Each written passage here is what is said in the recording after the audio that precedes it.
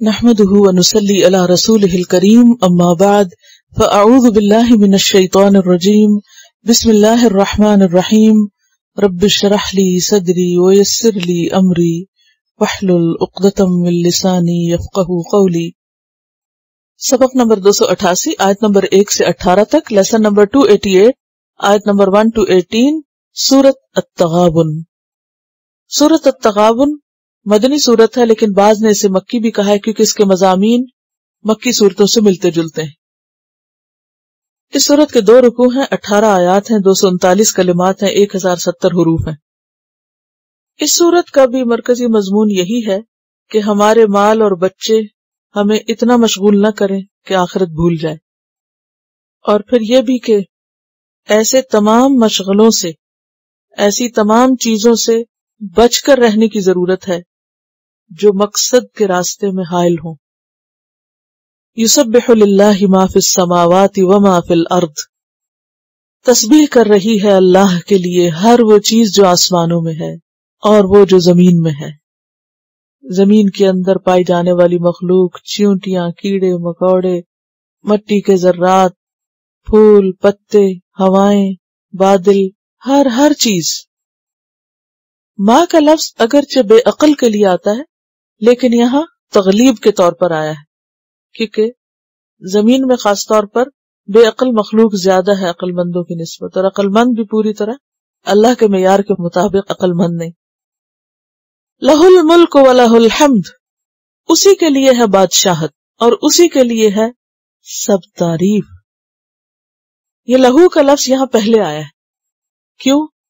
حصر کے لیے، حصر کا معنی یعنی اسی کے لیے ہی ہے۔ یہ ایسے نہیں جیسے ہم کہتے ہیں یورس اونلی یا اونلی یورس، تو یہاں بھی لہو الملک ولہ الحمد، بادشاہت اسی کی ہے، سب کا بادشاہ وہ ہے، سب کا مالک وہ ہے۔ تبارک الذی بیدہ الملک وہو علی کل شیء قدیر، اور یہاں بھی کیا فرمایا؟ لہ الملک ولہ الحمد وہو علی کل شیء قدیر۔ سورۃ یاسین میں بھی آتا ہے فسبحان الذی بیدہ ملکوت کل شیء والیہ ترجعون۔ سورۃ القصص میں آتا ہے لہ الحمد فی الاولی والآخرہ ولہ الحکم والیہ ترجعون۔ ولہ الحمد، ہم یہ تو مانتے ہیں کہ اللہ بادشاہ ہے، لیکن دن میں کتنی دفعہ اس کی خوبصورت تخلیق کو دیکھ کر اس کی تعریف کر رہے ہوں؟ اس میں بھی ہم کتنے ظاہر میں کھوئے ہوئے ہوتے ہیں نا، ہر وقت انسانوں کے کاموں کی تعریف ہو رہی ہوتی ہے، اس نے یہ کام بہت اچھا کیا، اس نے یہ چیز بہت اچھی بنائی، اس کی یہ چیز بہت اچھی، اس کی یہ عادت بڑی اچھی ہے، اس کی یہ خوبی بڑی اچھی ہے۔ جتنی صبح سے شام تک ہم بندوں کی تعریفیں کرتے ہیں، اس کے مقابلے میں شعوری طور پر اللہ کی تعریف کتنی دفعہ کرتے ہیں؟ یا اللہ تو نے یہ چیز کتنی اچھی بنائی، یہ کتنی اچھی بنائی، یہ کتنی خوبصورت ہے، اس میں تیرا کتنا کمال ہے۔ کتنی دفعہ ہمارا دل اللہ کی محبت سے بھر جاتا ہو جب ہم اس کی خوبصورت بنائی ہوئی چیزوں اور طرح طرح کی نعمتوں جن سے ہم فائدہ اٹھاتے ہیں، ان سے فائدہ اٹھا کر ہم اس کو یاد کریں اور ہم خوش اور ہم تعریف کریں۔ کتنی بار کھڑکی کے سامنے کھڑے ہو کے باہر کے نظاروں کو دیکھ کر آپ نے اللہ کو یاد کیا؟ کتنی دفعہ کبھی ہاتھ پہ رکھ کے کوئی چیز اللہ کی بنائی ہوئی دیکھ کر اس کی تعریف کی ہو، اور لوگوں کے بیچ میں بیٹھ کے تعریف کی ہو اور ان کو بھی متوجہ کیا ہو، یہ دیکھو اللہ نے کیسے بنایا ہے۔ ہم اتنے ظاہر اور دنیا میں کھوئے ہوئے ہیں کہ اصل ہاتھ جو پیچھے اور اصل مالک جو ہے وہ بھولا ہوا ہے، صرف ظاہر اور سامنے کی تعریفیں ہو رہی ہیں۔ لہ الملک ولہ الحمد وہو علی کل شیء قدیر ھو الذی خلقکم، اسی نے تم کو پیدا کیا ہے۔ وَمِنْكُمْ كَافِرٌ وَمِنْكُمْ مُؤْمِنٌ، پھر تم میں سے کوئی کافر بن گیا اور کوئی مومن ہے۔ پیدا سب کو اسی نے کیا، لیکن پیدا ہونے کے بعد فا جو ہے یہاں پھر کے لیے، دنیا میں آنے کے بعد پھر کیا ہوا؟ کوئی کافر ہے اور کوئی مومن۔ اور اس میں بھی آپ دیکھیے کہ حدیث میں واضح طور پر آتا ہے نا کہ ہر بچہ اسلام پر پیدا ہوتا ہے۔ کل مولود یولد علی الفطرہ، فطرت پہ پیدا ہوتا ہے۔ فَأَبَوَاهُ يُحَوِّدَانِهِ أَوْ يُنَصِّرَانِهِ أَوْ يُمَجِّسَانِهِ، پھر اس کے ماں باپ ہوتے ہیں جو اس کو یہودی یا نصرانی یا مجوسی بنا دیتے ہیں۔ گھر کا ماحول اور پھر معاشرے کا جو اثر ہے وہ اس پر پڑتا ہے اور پھر وہ اسی رنگ میں رنگ جاتا ہے۔ اور چونکہ اس معاملے میں اللہ تعالیٰ نے ایک چوائس بھی دی ہے، لمن شاء منکم ان یستقیم، تم میں سے جو چاہے سیدھے رستے پہ چلنا وہ چل لے۔ وما تشاؤون الا ان یشاء اللہ رب العالمین، اور تمہارے چاہنے سے بھی کچھ نہیں ہوتا جب تک کہ اللہ رب العالمین نہ چاہے۔ پیغمبروں کی اولاد کے بارے میں بھی آتا ہے، نوح اور ابراہیم علیہ السلام کی اولاد کے بارے میں، وجعلنا فی ذریتہم النبوۃ والکتاب فمنہم مہتد وکثیر منہم فاسقون، ہم نے ان کی اولاد میں نبوت اور کتاب رکھی، ان میں سے بعض نے تو ہدایت پائی اور اکثریت ان کی بھی فاسق ہو گئی۔ پیغمبروں کی اولاد، کیا انہوں نے کوشش نہ کی ہوگی؟ لیکن ماحول کے اپنے اثرات ہوتے ہیں، کوششوں کے باوجود۔ هو الذی خلقکم فمنکم کافر ومنکم مؤمن۔ اب دیکھیے اوپر آسمانوں اور زمین کی بات ہے نا، اور ان کی تسبیح کی بات ہے، اور پھر انسانوں کی، اور صرف انسانوں میں سے کافر کی بات کی گئی ہے۔ کائنات میں انسان کے سوا کوئی مخلوق کافر نہیں ہے، ساری تسبیح کر رہی ہے۔ وَإِن مِّن شَيْءٍ إِلَّا يُسَبِّحُ بِحَمْدِهِ، لیکن یہ تقسیم صرف کس میں ہے؟ مومن اور کافر کی تقسیم پوری کائنات میں انسانوں کے اندر ہے یا جنات کے اندر، اور باقی سب کیا کر رہے ہیں؟ يُسَبِّحُ لِلَّهِ مَا فِي السَّمَاوَاتِ وَمَا فِي الْأَرْضِ۔ اور یہاں کیوں بتایا گیا کہ سب اللہ کی تسبیح کر رہے ہیں؟ تاکہ انسان کیا کرے؟ سبق سیکھیں کہ تم سے بھی مطلوب یہی ہے۔ یہ الگ بات ہے کہ تم کچھ اور کر رہے ہو، تم سے بھی مطلوب یہی ہے۔ کیا؟ ایمان، اطاعت، جیسے ساری کائنات لگی ہوئی ہے، ذرہ ذرہ لگا ہوا ہے، تمہیں بھی وہی کچھ کرنا تھا، تم کدھر چل پڑے؟ تم کیوں نہیں کرتے؟ واللہ بما تعملون بصیر، اور اللہ ساتھ اس کے جو تم عمل کرتے ہو دیکھنے والا ہے۔ آپ دیکھ رہے ہیں اس پورے سپارے میں اس بات کی تکرار بہت دفعہ ہوئی ہے کہ اللہ تمہارے اعمال سے باخبر ہے۔ خلق السماوات والارض بالحق، اس نے پیدا کیا آسمانوں اور زمین کو حق کے ساتھ، یعنی صحیح غرض کے ساتھ، صحیح مقصد کے ساتھ، حکمت کے ساتھ۔ وصورکم، اور تمہاری صورت بنائی، تمہاری تصویر بنائی۔ فاحسن صورکم، پھر بہت اچھی بنائی تمہاری صورتیں، صورت کی جمع ہے صور۔ لقد خلقنا الانسان فی احسن تقویم، والیہ المصیر، اور اسی کی طرف لوٹنا ہے۔ تو کیا مطلب ہے اس کا؟ کہ آسمان و زمین کو حق کے ساتھ پیدا کیا، یعنی جیسا جس چیز کو ہونا چاہیے تھا اس کو ویسا ہی بنایا، جیسا ہاتھ کو ہونا چاہیے تھا اس کو ویسا ہی بنایا۔ اب آپ صرف ایک انگلی کم کر دیں، 5 کی بجائے 4 کر دیں، ہاتھ ویسے کام کرے گا؟ کبھی آپ نے دیکھا ہوگا نا، ایک انگلی کو چوٹ لگ جاتی ہے اور تھوڑا کام کرنا کم کر دیتی تو ایسا لگتا ہے بیکار ہو گئے ہیں، کوئی 4 انگلیوں سے کام ہی نہیں ہو رہا۔ ان کے سائز آپ دیکھیں اور ان کے اندر جو فلیکسیبلٹی، جو موومنٹ کی قوت ہے اور صلاحیت ہے، اور جو اندر کی سکن اور جو باہر کی، اور جو ہر چیز، اور پھر تمام چیزوں میں سے پھر انسان کو الگ نکال کے کہا تمہاری شکل سب سے اچھی بنائی۔ الو بھی اللہ کی مخلوق ہے، بندر بھی اسی کی ہے، چمپینزی بھی اسی نے بنایا ہے، لیکن وَصَوَّرَكُمْ فَأَحْسَنَ صُوَرَكُمْ، ان سب سے تمہیں شکل و صورت میں فوقیت عطا کی۔ وَإِلَيْهِ الْمَصِيرُ، اسی کے بارے میں سورۃ انفطار میں بھی آتا ہے نا، یا ایھا الانسان ما غرک بربک الکریم الذی خلقک فسواک فعدلک فی ای صورۃ ما شاء رکبک۔ یعلم ما فی السماوات والارض، وہ جانتا ہے جو آسمانوں میں ہے اور زمین میں۔ وَيَعْلَمُ مَا تُسِرُّونَ وَمَا تُعْلِنُونَ، اور وہ جانتا ہے جو تم چھپا کے رکھتے ہو دلوں میں اور جو تم اعلان کرتے ہو۔ تُسِرُّونَ، ہر ایک اپنی دل کی چھپی ہوئی باتوں کا جائزہ لے، کیا کیا چھپایا ہوا میں نے اس میں، کون سی بات ایسی ہے جو آج تک میں نے کسی سے شیئر ہی نہیں کی۔ شاید کوئی راز ایسا ہو جو صرف آپ کو ہی پتا ہو، کوئی ایسی نیت اور آپ کا ارادہ یا کوئی خواہش یا کوئی سوچ جو صرف آپ کو پتا ہے، لیکن وہ اللہ کو بھی پتا ہے۔ یعلم ما تسرون وما تعلنون، اور جو تم بول بول کے بتاتے رہتے وہ بھی اس کو پتا ہے۔ واللہ علیم بذات الصدور، اور اللہ خوب جانتا ہے، بہت زیادہ جانتا ہے، فعیل کے وزن پر۔ کیا بذات الصدور، جو سینوں کے اندر ہے. کیا ہے سینوں کے اندر؟ دل.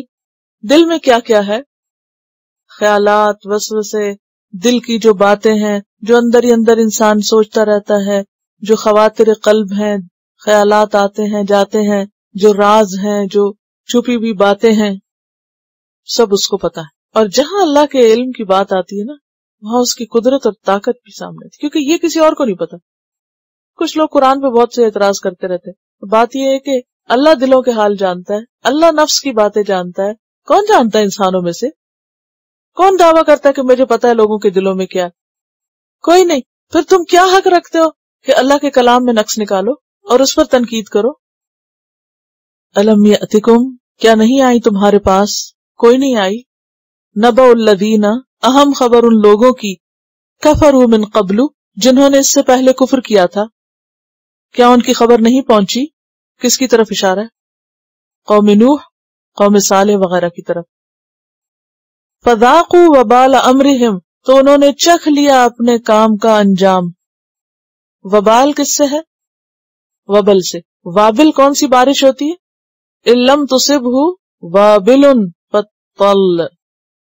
اس کا مطلب پیچھے سے دوبارہ پڑھنے کی ضرورت ہے، بھول چکے ہیں. وابل کہتے ہیں اس بارش کو جس کے موٹے موٹے قطرے ہوں اور خوب خوب خوب پانی لا رہی ہو، موٹی بوندوں والی بارش. کبھی کبھی آپ نے دیکھو کہ بارش ہونے کے لیے ایسا لگتا ہے سر پہ تھپڑ پڑ رہے ہیں. اس طرح کی بارش کو وابل کہتے ہیں. جو پڑے تو فیل ہو آپ کو کہ جیسے کچھ اوپر پڑ رہا ہے. وبیل وہ کھانا ہوتا ہے جو معدے پہ بھاری ہو. تو وبال کیا ہوا؟ جیسے وبال جان ہے تو وہ کیا چیز ہوتی ہے؟ جو وبال جان ہے، جو بوجھ پڑ گیا ہو، مصیبت پڑ گئی ہو. تو یہاں وبال امرہم کیا ہے؟ ان کے کام کا انجام، یعنی اس کا وبال، نتیجہ. وَلَهُمْ عَذَابٌ علیم، اور ان کے لیے عذاب ہے دردناک. ذالک، یہ کیا جس سے پیچھے گزر چکا، یعنی یہ انجام. بِأَنَّهُ، اس وجہ سے ہوا کہ بے شک وہ، کانت تأتیہم رسلہم، آتے تھے ان کے پاس ان کے رسول. ان کے پاس ان کے رسول آتے تھے. کس کے ساتھ آتے تھے؟ بالبینات، معجزات کے ساتھ، دلائل کے ساتھ، نشانیوں کے ساتھ. لیکن وہ دیکھ کر کیا کرتے؟ فقالو، پھر کہتے، ابشر یہدوننا، کیا انسان ہمیں ہدایت دیں گے؟ یہ ہم جیسے انسان ہماری اصلاح کریں گے؟ اور یہ ایروگنس اس دور میں بھی تھا اور آج بھی. فلاں سے پڑھے، کیوں ہمیں کوئی پڑھائے؟ ہم کسی سے نہیں پڑھنا چاہتے. یعنی یہ جو ایک تکبر کی قسم ہے کہ ہم خود ہی بہت کچھ سمجھتے ہیں اور ہمیں کسی سے کچھ جاننے کی، معلوم کرنے کی ضرورت نہیں. حالانکہ قرآن کیا کہتا ہے؟ فاسألوا اہل الذکر ان کنتم لا تعلمون، علم والوں سے پوچھ لو اگر تمہیں نہیں پتا، جاننے کی کوشش کرو. لیکن بہت سے لوگ اس کو اپنی شان اور مرتبے کے خلاف سمجھتے ہیں، اور اس لیے کوئی بات نہ بھی آتی ہو تو غلط بیان کریں گے، مگر کسی سے پوچھ کے اپنی اصلاح نہیں کریں گے. تو وہ کیا کہنے لگے؟ ابشر یہدوننا، انسان ہمیں ہدایت دیں گے، انسان پیغمبر بن کے آ گئے ہیں. فکفروا، تو انہوں نے انکار کر دیا. کس کا؟ رسولوں کا. وتولوا، منہ پھیر گئے. واستغنى اللہ، اور اللہ نے بھی کیا کیا؟ بے نیازی اختیار، استغنا برتا. کیوں؟ اس لیے کہ ومن کفر فإن اللہ غنی عن العالمین، جو کفر کرے اللہ بھی اس سے بے نیاز ہے. واللہ غنی حمید، اور اللہ بے نیاز ہے، تعریف والا ہے. کس سے بے نیاز ہے اللہ؟ اپنی مخلوق سے، اس کی عبادت سے. اور حمید کا کیا معنی ہے؟ محمود، تعریف والا ہے، اپنے افعال میں، اپنی تخلیق میں، اپنے کاموں میں، ہر چیز میں. تو بات یہ ہے کہ یہ جھگڑا ہمیشہ سے چلتا رہا، ہر قوم نے یہی عذر تراشا، اور یہ آج تک باقی. وما منع الناس ان يؤمنوا اذ جاءهم الهدى الا ان قالوا ابعث الله بشرا رسولا، نہیں روکا لوگوں کو ایمان لانے سے جب بھی ان کے پاس ہدایت آئی، مگر اس بات نے کہ انہوں نے کہا کیا اللہ نے ایک بشر کو رسول بنا کے بھیج دیا. سورۃ القمر میں آتا ہے ابشرا منا واحدا نتبعہ، ہمیں جیسے انسان کو ہم مانیں، اس کے پیچھے لگ جائیں، اس کی پیروی کریں. لیکن بات یہ کہ اللہ نے ہمیشہ پیغمبر انسانوں میں سے ہی بھیجے. وما ارسلنا من قبلک الا رجالا، انسان ہی آئے رسول بن کے، جس کو ماننا مانے، جو نہیں مانتا نہ مانے. زعم الذین کفروا ان لن یبعثوا، گمان کیا ان لوگوں نے جنہوں نے کفر کیا. اور زعم کون سا گمان ہوتا ہے؟ جھوٹا گمان، باطل گمان. جنہوں نے کفر کیا انہوں نے یہ گمان کیا کہ اللہ یبعثوا، وہ ہرگز نہیں اٹھائے جائیں گے. کہاں سے؟ قبروں سے. قل کہہ دیجئے بلا، کیوں نہیں، وائی ناٹ، وربی، قسم ہے میرے رب کی، لتبعثن، البتہ تم ضرور اٹھائے جاؤ گے. لام بھی ہے تاکید کا اور نون مشدد بھی. ثم لتنبؤن، پھر البتہ تم ضرور بتائے جاؤ گے، بما عملتم، جو بھی تم نے عمل کیے. اٹھائے بھی جاؤ گے اور اٹھا کے بتائے بھی جاؤ گے جو کچھ کر کے آئے ہو. بلا کا لفظ جو نا اس کے کوئی ایک پرٹیکولر معنی نہیں ہے، کانٹیکسچل معنی ہوتا ہے اس کا. کبھی تو یہ پہلے فعل کی تردید کر رہا ہوتا ہے، کبھی یہ سوال کے جواب میں آتا ہے، استفہام کا جواب، جیسے الست بربکم قالوا بلا. کبھی ڈانٹ کے طور پر آتا ہے، بلا قادرین علی ان نسوی بنانا. اور یہاں کس معنی میں آیا؟ ما قبل کی تردید کے لیے. کیوں نہیں، جی ہاں، قسم ہے میرے رب کی، ضرور اٹھائے جاؤ گے. تم چاہے نہ بھی مانو، پھر تم ضرور بتا دیے جاؤ گے جو بھی تمہارے اعمال ہیں. وَذَلِكَ عَلَى اللَّهِ يَسِيرٌ، اور یہ بات اللہ پہ بہت آسان ہے. کون سی؟ قبروں سے دوبارہ اٹھانا. سورۃ سبا آیت 3 میں آتا ہے وَقَالَ الَّذِينَ كَفَرُوا لَا تَأْتِينَا السَّاعَةُ قُلْ بَلَىٰ وَرَبِّي لَتَأْتِيَنَّكُمْ. اب دیکھیں کہ جہاں بھی لوگ کسی حکم کا انکار کرتے ہیں تو اللہ تعالیٰ اس سے زیادہ شدت سے ان کی بات کو ریفیوٹ کرتے ہیں. کیا زبردست جواب ہے نا. وہ کہتے ہیں لا تأتین الساعة قل بلا وربی لتأتینکم. اور بات یہ ہے کہ اللہ کے لیے مشکل بھی کیا ہے. ما خلقکم ولا بعثکم الا کنفس واحدہ. تم سب کو پیدا کرنا اور سب کو مارنے کے بعد اٹھانا وہ کیا ہے؟ کنفس واحدہ. سورۃ یونس میں بھی آتا ہے وَيَسْتَنبِئُونَكَ أَحَقٌّ هُوَ قُلْ إِي وَرَبِّي إِنَّهُ لَحَقٌّ وَمَا أَنْتُمْ بِمُعْجِزِينَ. تم اللہ کو روک نہیں سکتے اس کام سے کہ وہ قیامت نہ لائے تم پر.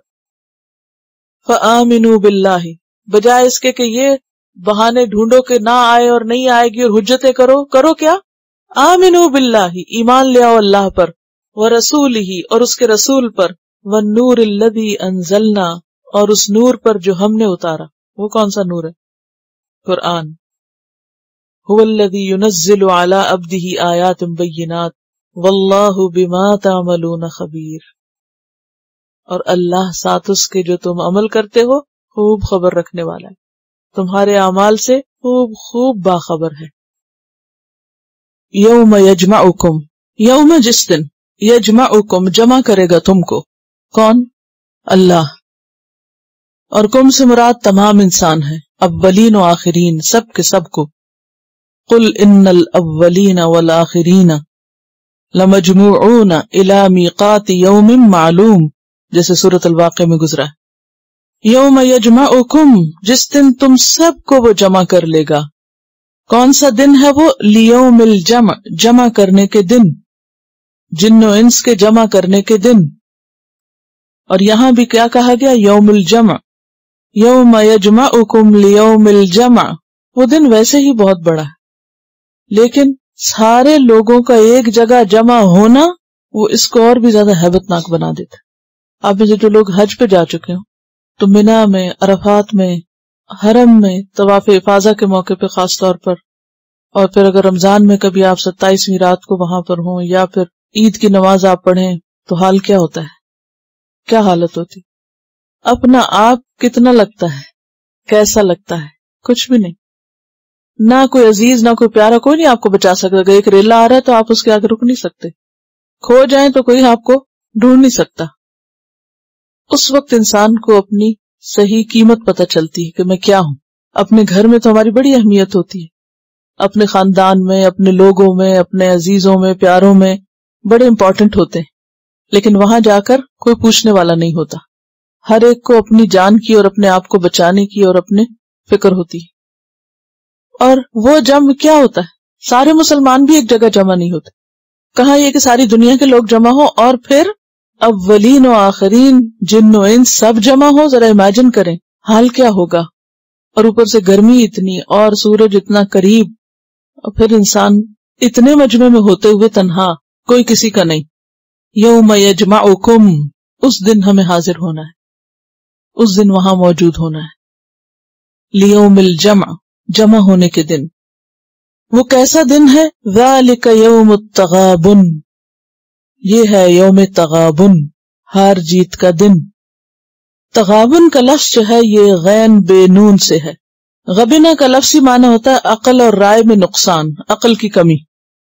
اور غبنہ کا لفظ عام طور پر خرید و فروخت کے معاملے میں کمی بیشی کے لیے آتا ہے.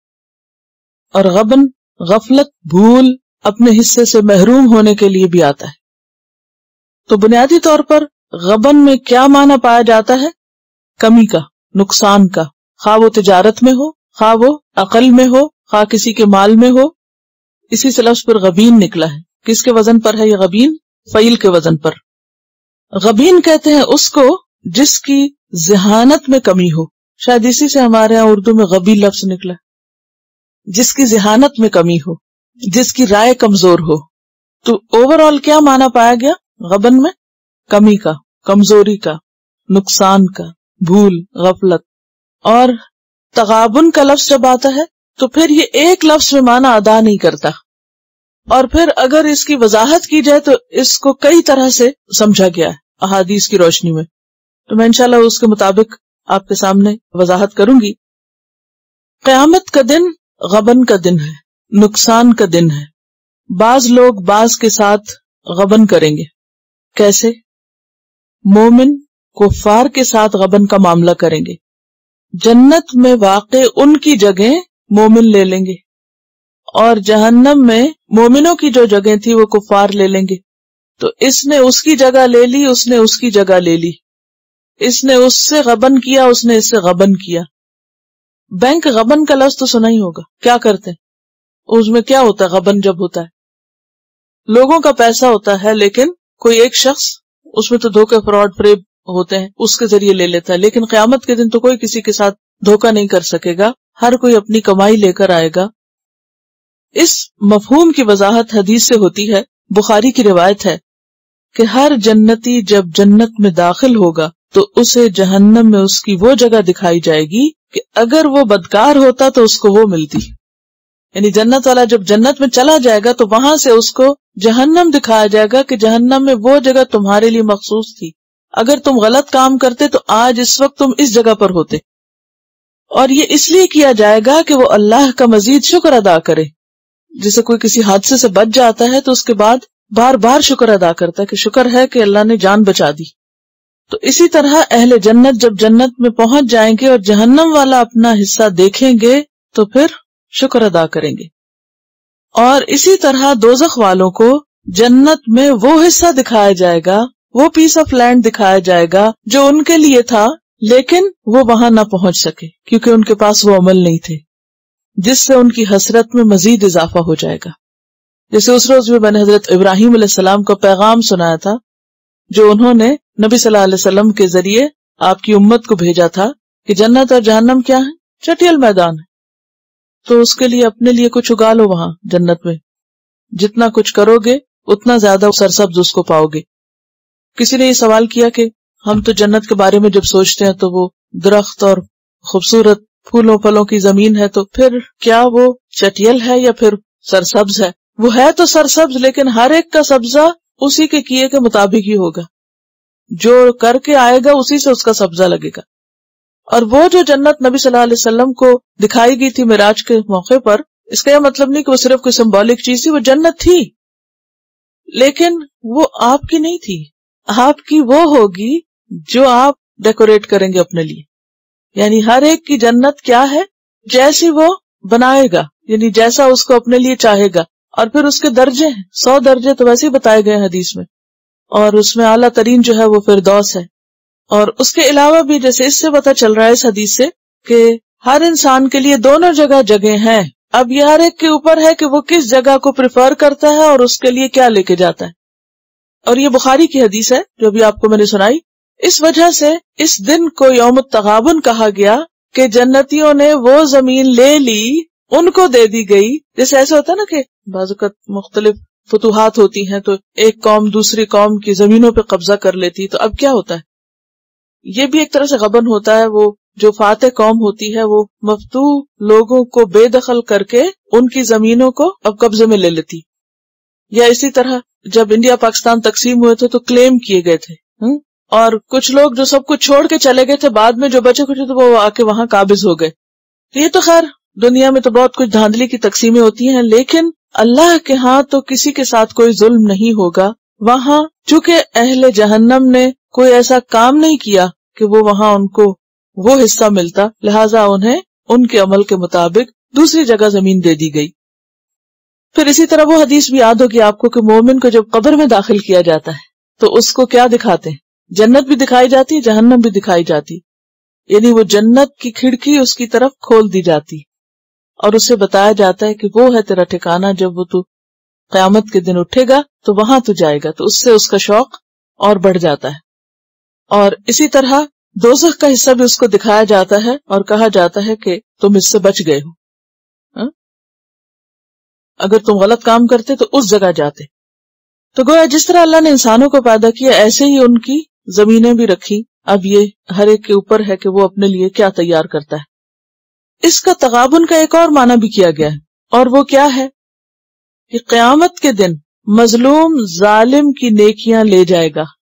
کمائی کسی نے کی ہوگی دنیا میں، لیکن قیامت کے دن وہ نیکیاں کسی اور کے پلے میں ڈال دی جائیں گی. تو اب اس کا کیا ہو گیا؟ غبن ہو گیا. بالکل ایسے ہی جیسے کسی شخص نے محنت سے پیسہ کمایا اور بینک میں رکھوایا اور بینک میں کوئی اور اس کے اکاؤنٹ سے نکلوا کے چلا گیا. تو آج ہم جو عمل بھی کر رہے ہیں وہ دراصل کیا ہے؟ آخرت کے اکاؤنٹ میں جمع کر رہے ہیں، جس کو کل جا کے کیش کریں گے. لیکن اگر ہم نے کسی پہ ظلم ڈھایا تو اس کا نقصان کیا ہوگا کہ ہم کیش کرانے کی بجائے جو مظلوم ہوگا وہ کیش کرائے گا، ان کو وہ اس کے حصے میں ڈال دیے جائیں گے. تو پھر یہ ایک طرح سے کیا ہوا؟ اس کا حصہ کم ہو گیا، یا اس کی نیکیاں کم ہو گئی، یا وہ حق اس کا مارا گیا کیونکہ اس نے ظلم کیا. اور اس کے بارے میں وہ حدیث آتی ہے جو صحیح مسلم میں ہے کہ ایک روز آپ صلی اللہ علیہ وسلم نے پوچھا کیا تم جانتے ہو کہ مفلس کون ہے؟ لوگوں نے کہا کہ اللہ اور اس کا رسول ہی بہتر جانتے ہیں، اور ہمارے نزدیک تو مفلس وہ ہوتا ہے جس کے پاس روپیہ پیسہ نہ ہو، مال نہ ہو. فرمایا میری امت کا مفلس، الفاظ پہ غور کیجیے، میری امت کا مفلس وہ ہے جو روز حشر آئے گا، اس کے ساتھ اس کی نمازیں اور روزے اور زکوٰۃ ہوگی، لیکن اس حال میں آئے گا کہ اس نے دنیا میں کسی کو گالی دی ہوگی، کسی پہ بہتان باندھا ہوگا، کسی کا ناحق مال کھایا ہوگا، کسی کا خون بہایا ہوگا، کسی کو مارا پیٹا ہوگا. تو پھر کیا ہوگا؟ ان مظلوموں کی داد رسی کرنے کے لیے اللہ تعالیٰ اس کی نیکیاں جو اس کی نمازوں اور روزوں اور زکوٰۃ کی شکل میں ہوگی وہ کن کو دے دے گا؟ ان مظلوموں کو جن کو اس نے ستایا تھا، جن کا حق اس نے مارا تھا. اور پھر کیا ہوگا کہ نیکیاں ختم ہو جائیں گی کیونکہ بہت سارے مظلوم ہوں گے اور ابھی ان کو حق نہیں ملے گا. تو پھر ان کی برائیاں اس کے پلے میں ڈال دی جائیں گی، وہ چھٹ جائیں گے اور یہ پکڑ جائیں گے. تو وہ شخص سب سے زیادہ مفلس اور فقیر شخص ہے. تو اس بنا پر بھی اس دن کو یوم التغابن کہا گیا. ایک اور حدیث میں آتا ہے اگر کسی نے اپنے بھائی پہ ظلم کیا ہے تو اسے دنیا ہی میں معاف کرا لے، کیونکہ قیامت کے روز دینار اور درہم نہ ہوں گے. اگر ظالم نے کچھ اعمال کیے ہوں گے تو وہ لے کر مظلوم کو دے دیے جائیں گے، اور اگر اس کے پاس صالح اعمال کا ذخیرہ نہ ہوگا تو مظلوم کے گناہ اس کو دے دیے جائیں گے. تو یہ ہے یوم التغابن. اور پھر یہ بھی ہے کہ چونکہ تغابن میں ایک دوسرے کو نقصان پہنچانے کا معنی بھی ہے، تو یوں جنت والے اور جہنم والے اور ظالم اور مظلوم ایک دوسرے کو ایک طرح سے نقصان یا ان کے حق میں کمی کر دیں گے، کیونکہ اصل حق تو اسی کا ہوتا ہے جو کوئی کمائی کرے. لیکن ظلم کی وجہ سے کسی کا نقصان کرنے کی وجہ سے دنیا میں بھی ایسے ہوتا ہے نا، مثلا آپ نے پیسے محنت سے کمائے لیکن ساتھ ہی آپ نے کسی کا کچھ توڑ دیا، کسی کی گاڑی کو ٹکر مار دی، کچھ کر دیا، تو پھر کیا ہوگا؟ آپ ہی کی کمائی میں سے لے کر اس کا نقصان پورا کیا جائے گا. تو تغابن کا معنی ہے ایک کا حصہ دوسرے کو مل جانا اور اصل مالک کا اپنے حق سے محروم ہو جانا، تجارت میں ایک فریق کا خسارہ اٹھانا اور دوسرے کا نفع اٹھا لینا. اس کے لیے بھی یہ لفظ آتا ہے کہ جیسے کوئی بزنس ہے، دو لوگ بزنس کر رہے ہیں، کوئی لین دین ہے، کوئی ڈیل کر رہے ہیں، تو اس میں ایک فائدہ اٹھا جائے اور دوسرا لاس میں چلا جائے. ان ساری چیزوں کے لیے لفظ تغابن آتا ہے. اگر ہم ایک لفظ میں اس کا معنی کریں ہار جیت یا سود و زیاں، تو ایسا کیا جا سکتا ہے اگرچہ وہ پورا مفہوم ادا نہیں کرے گا، تو پھر آپ یوں پڑھیں گے، جس دن وہ جمع کرے گا ان کو، جمع ہونے کے دن، یہ دن ہے ہار جیت کا، سود و زیاں کا، نفع نقصان کا، کچھ کے حصے میں نفع ہوگا اور کچھ کے حصے میں نقصان آئے گا، کچھ اپنی تجارت میں کامیاب ہوں گے اور کچھ نقصان اٹھا جائیں گے۔ اب دیکھیے کہ ہار جیت کا جہاں تک تعلق ہے تو یہ لفظ بولتے ہی ہمیں کبھی آخرت یاد آئی؟ ہمیں عموماً دنیا ہی یاد آتی ہے۔ ہم سمجھتے ہیں کامیاب وہ ہے جو یہاں کامیاب ہے۔ جب ہم کہتے ہیں سکسیسفل پرسن، تو کس کو سمجھتے ہیں سکسیسفل؟ دنیاوی اعتبار سے بہت سکسیسفل لائف گزاری ہے فلاں نے، لیکن اللہ کی نظر میں سکسیسفل لائف دراصل اس کی ہے جو آخرت میں کامیاب ہے۔ اصل ناکام وہ ہے جو وہاں ناکام ہے۔ اب دیکھیے کہ دنیا میں جب کوئی کامیاب ہوتا ہے تو سب کی نظروں میں کیا ہوتا ہے؟ عزت والا بن جاتا ہے۔ کسی نے کوئی ڈگری کر لی، کوئی کسی امتحان میں پاس ہو گیا، کوئی کسی بزنس میں بہت سا پروفٹ لے آیا، تو اس سے کیا ہوتا ہے کہ انسان، یعنی جب ایسا ہوتا ہے کہ دنیا میں کسی کو کوئی عزت ملتی ہے، کوئی کامیابی ملتی ہے، تو وہ لوگوں کی نگاہوں میں قابل رشک قرار پاتا ہے یا نہیں؟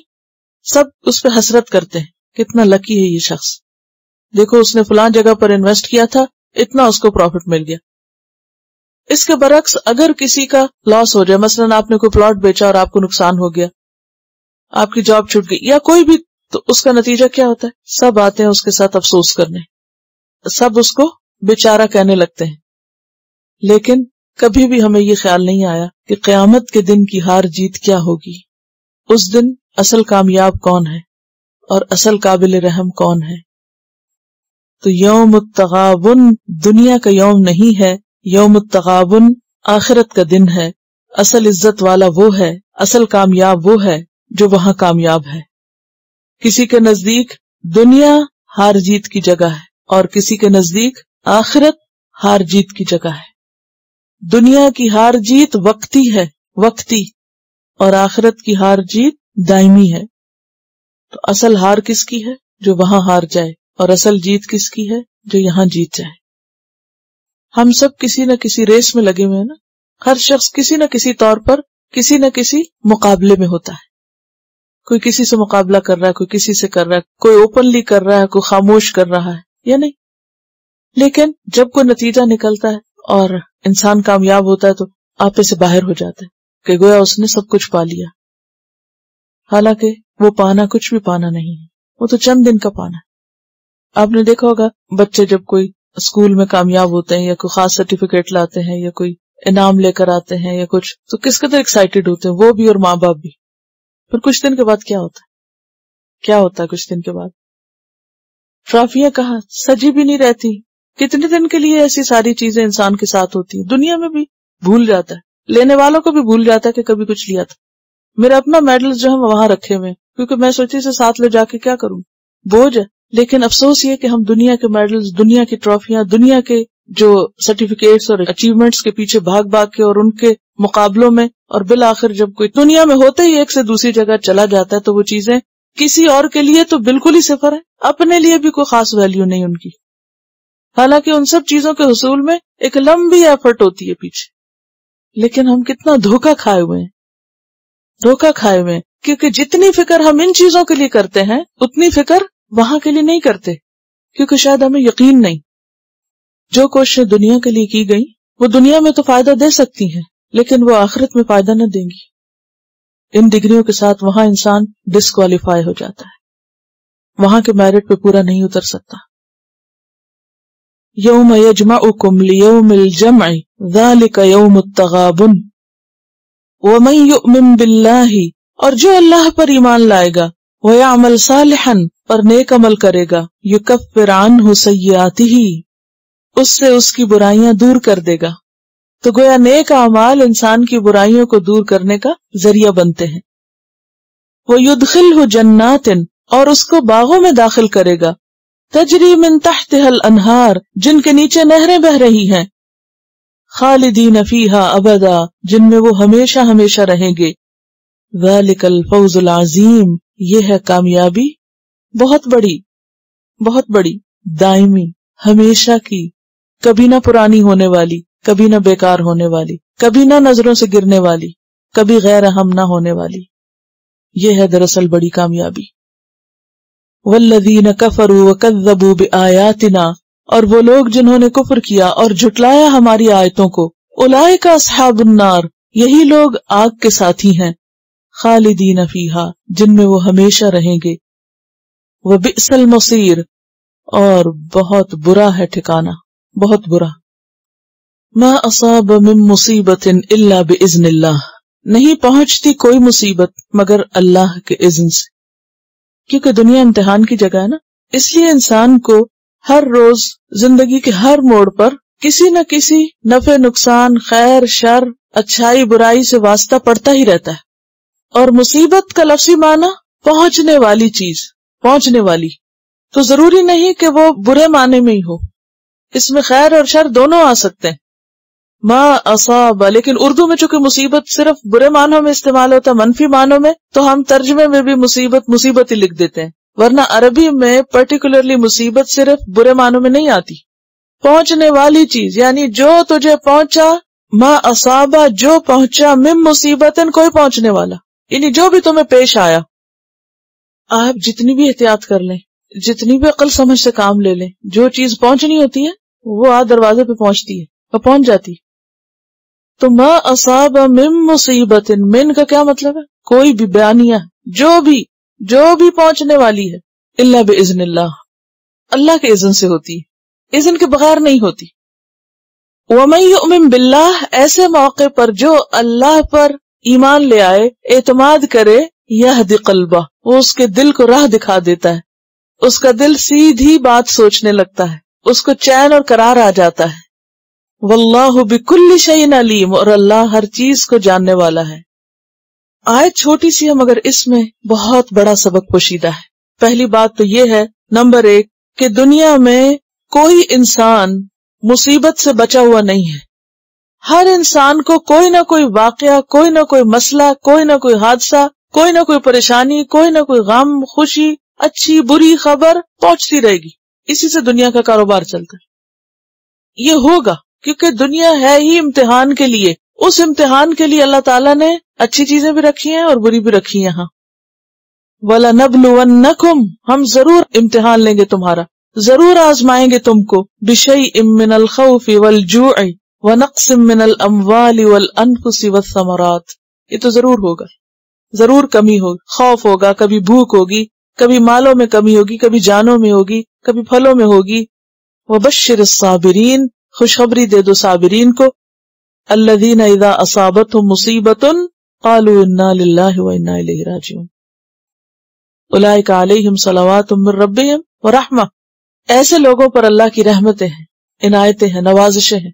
یہد قلبہ، اللہ اس کا دل تھام لیتا ہے اور اس کو صحیح بات سوچنے کی توفیق دیتا ہے، بھٹکنے سے بچا لیتا ہے، اس کی سوچوں کو بکھرنے سے اور اس کے جذبات کو منفی رو میں بہنے سے بچا لیتا ہے. ورنہ ہر مصیبت اور ہر امتحان، ہر آزمائش انسان کو منفی سوچ دلاتی ہے اور انسان نیگیٹیوٹی کی طرف زیادہ مائل ہوتا ہے بنسبت اس میں سے کوئی خیر نکالنے کے، اچھا پہلو نکالنے کے. آپ دیکھیں کہ اگر کوئی جسمانی طور پر بھی کوئی چوٹ لگ جائے، کچھ کٹ لگ گیا، کچھ لگ گیا، تو کتنے لوگ ہیں جو اس موقع پہ کہیں کہ اس میں بھی کوئی بھلائی ہوگی، اس میں کوئی خیر ہی ہوگا، اور برا کوئی لفظ منہ سے نہ نکالیں، کیونکہ فوری ری ایکشن ہمارا کیا ہوتا ہے؟ یہ کیا مصیبت ہے، یعنی اس پر ایک جو فوری انسٹنٹ ری ایکشن ہوتا ہے، یہ کیا مصیبت ہے؟ بھئی ہے ہی مصیبت، یہ تو پہلی مصیبت ہی ہے. وہاں اصاب من مصیبت، وہ تو مصیبت ہے ہی، اس کا تو نام ہی مصیبت ہے. تو یہ کیا مصیبت ہے؟ آپ کو پتا ہونا چاہیے مصیبت ہی ہے، اس کو تو آنا ہی تھا. ہم میں سے کتنے لوگ ہیں کہ جو مصیبت آنے پر یہ سوچیں کہ یہ اللہ کے اذن سے آئی ہے، اس کے بغیر نہیں آ سکتی. جو یہ سوچ لیتا ہے کہ اللہ کے اذن سے آئی ہے، اللہ اس کا دل تھام لیتا ہے. تو ہونا کیا چاہیے؟ نمبر 2، ہر مصیبت کے آنے پر انسان یہ سوچے کہ یہ اللہ کے اذن سے آئی. کوئی مصیبت اپنے آپ نہیں آتی، خود سے چل کے نہیں آ جاتی، خود سے کہیں سے نہیں اٹھ جاتی، اسے کوئی بھیجتا ہے. تو بنیادی طور پر ہر مصیبت اللہ کے اذن سے آتی ہے. اب بات یہ ہے کہ اگر اللہ کے اذن سے آتی ہے تو کیوں آتی ہے؟ کیوں آتی ہے؟ اب ہمیں تو ہمیشہ کیا لگتا ہے یہ نہیں آنی چاہیے تھی، یہ کیوں ہو گیا، یہ کیسے ہو گیا، یہ تو ہونا ہی نہیں چاہیے تھا. بھی اللہ نے چاہا تو ہو گیا، کوئی وجہ ہے جو آئی ہے. ہمیں وہ وجہ تلاش کرنی چاہیے کہ یہ مجھے کیا سکھانے آئی ہے، اس سے مجھے کیا سیکھنا چاہیے، اب مجھے کس طرح ریئیکٹ کرنا چاہیے. اور جب انسان اس طرف توجہ کرتا ہے تو پھر منفی رستے پہ جانے سے بچ جاتا ہے، اس کا دل ٹیڑھا ہونے سے محفوظ ہو جاتا ہے. عام طور پر مصیبت آتی ہے، یعنی اب وہ صرف نیگیٹو معنوں میں ہی جاری ہوں فی الحال.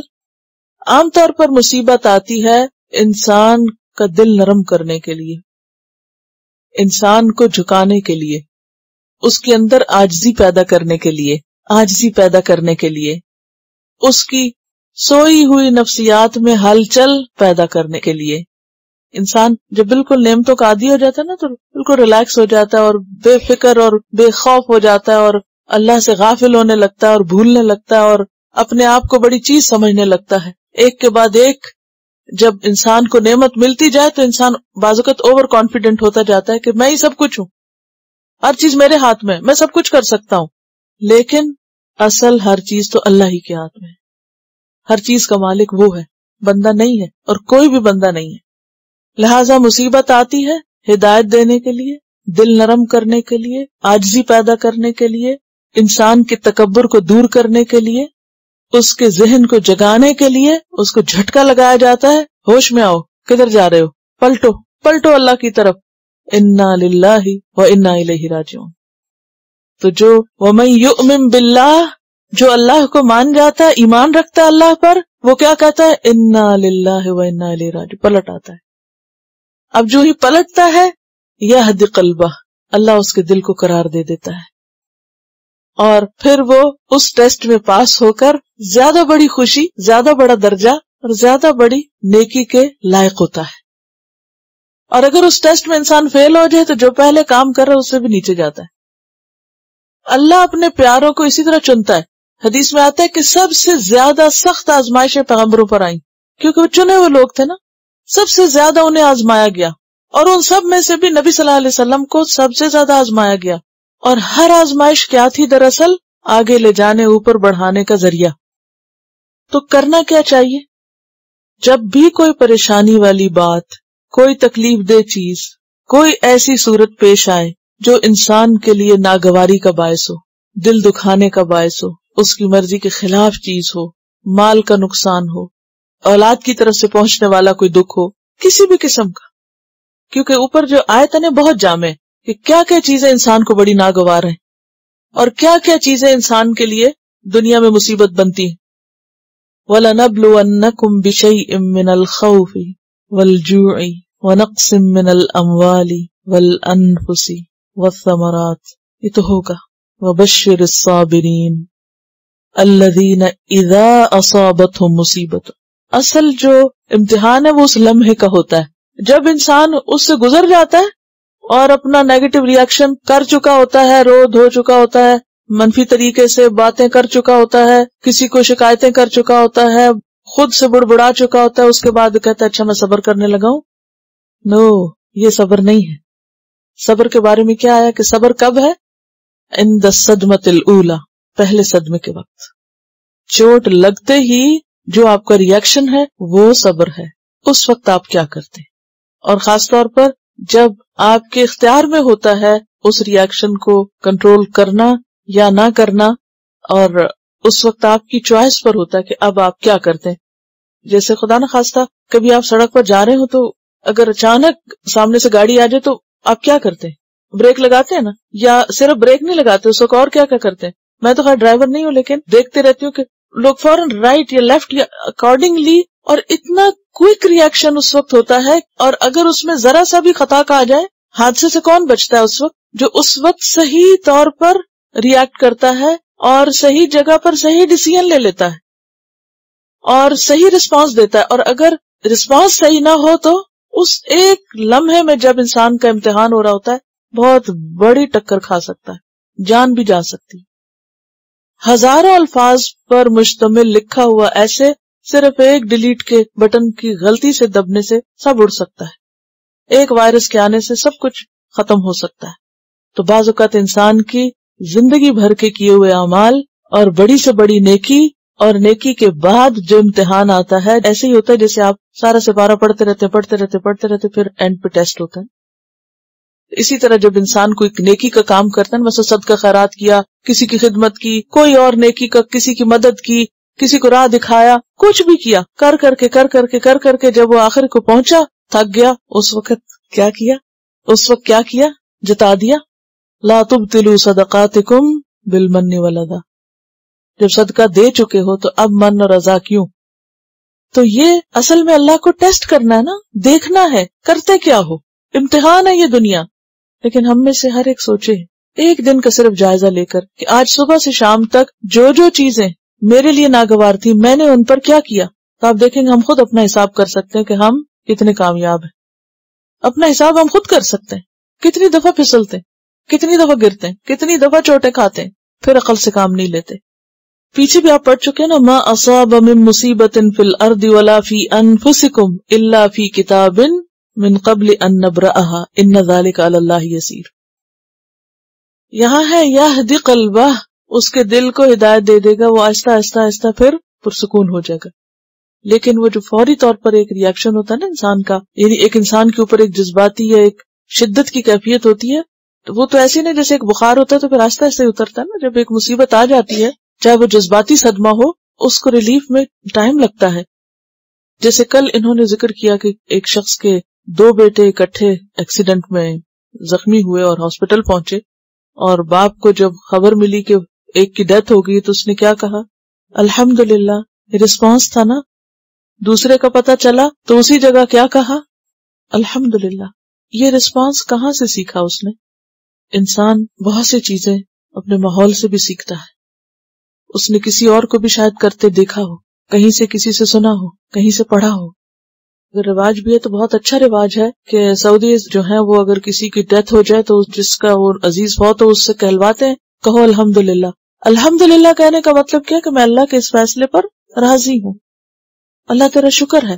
ہمارے ہاں تو کوئی ایسا مریض بھی فوت ہو جائے کہ جو دوسروں کے لیے ایک بوجھ تھا تو اس کی وفات پر بھی الحمدللہ نہیں کہیں گے کہ لوگ کیا کہیں گے کہ اچھا جان چھوٹی. بعض اوقات محض لوگوں کو دکھانے کے لیے بالکل دل کے برعکس جملے بول رہے ہوتے ہیں. ایسے موقع پر برعکس بولنے کی بجائے بہتر خاموش رہو. یہدی قلبہ ہے نا، اس میں وہ توفیق اور ہمت اور صلاحیت اور طاقت اور ایک ایسی قوت انسان کے اندر آتی ہے اللہ کی طرف سے ایک عنایت کے طور پر کہ وہ چیز آسان ہو جاتی ہے.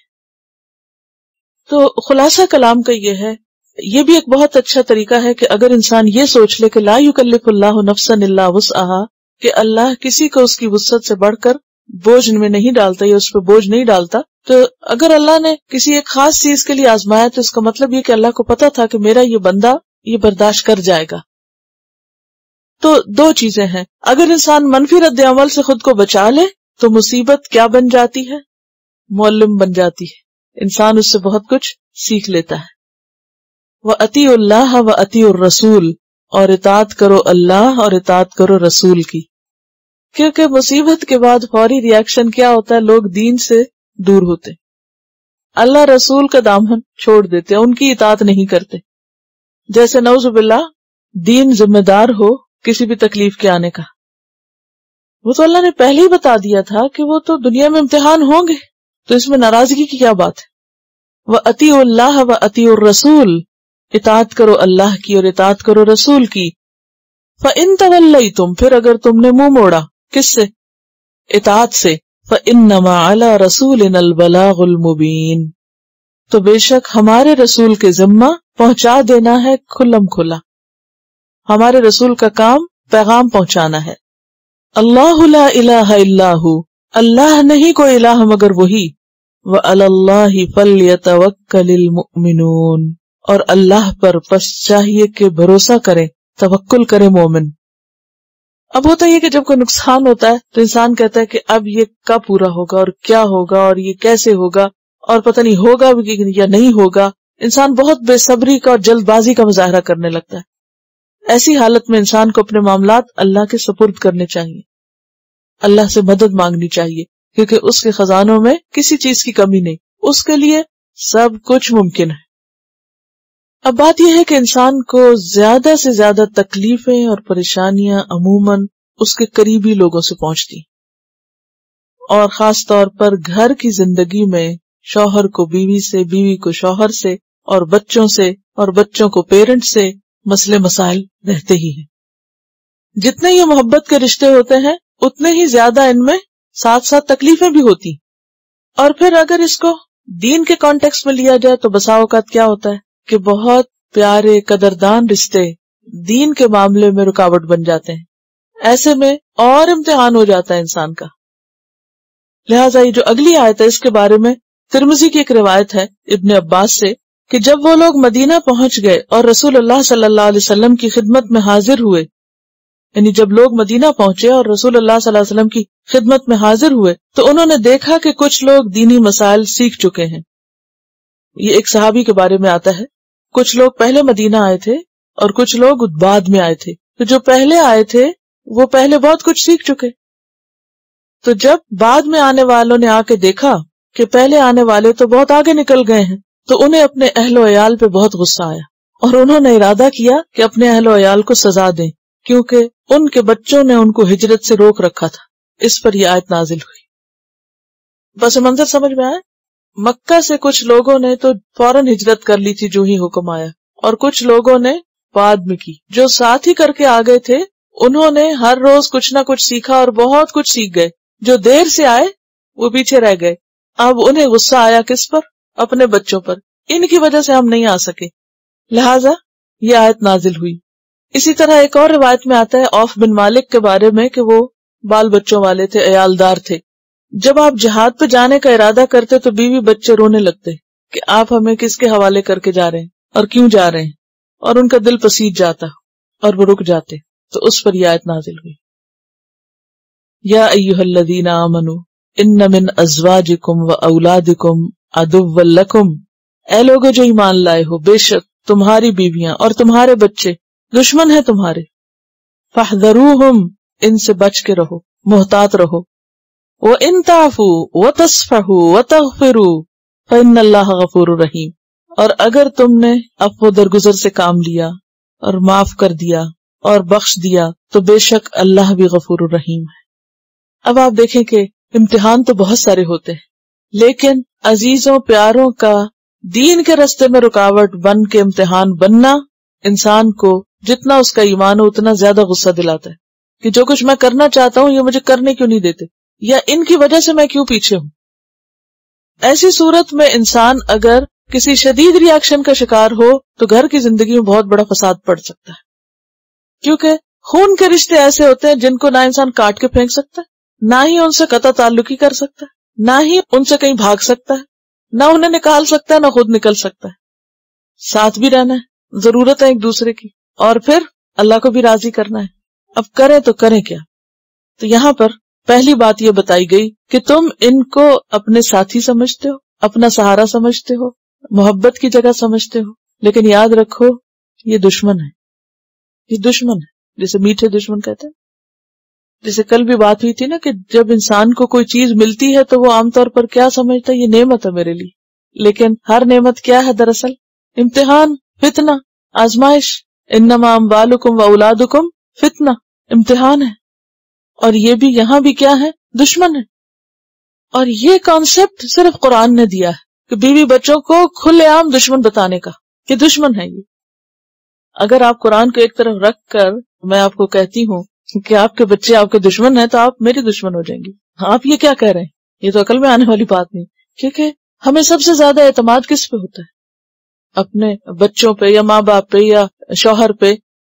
سب سے زیادہ ہم ایکسپیکٹ بھی انہی رشتوں سے کرتے ہیں، اور ان کو اگر بتا دیا جائے دشمن تو بڑی مشکل بات ہے۔ لیکن ان دشمنوں میں اور باقیوں میں فرق ہے۔